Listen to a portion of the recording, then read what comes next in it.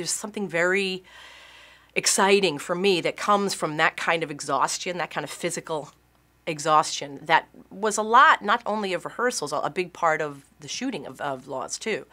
That space that Monica, was that her name? Yeah, Monica. Who designed, and which that was so unbelievable. The apartment that she built in Shooting Gallery that was also so fucking hot.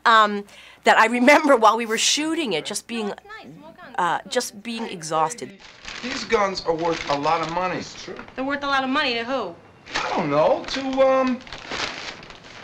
whoever. I don't know. Well, what, are you selling these to people? No. Jimmy. That's not what he's doing, right? No. Shut the fuck up, Johnny. Hey. He's not selling these things, right? No, of course not. He better not be, man. There are fucking kids walking around here, right? Okay, I'm gonna put them away, all right? Put them somewhere, I mean, right? guns don't kill people, all right? People kill people. You, John, are not very funny.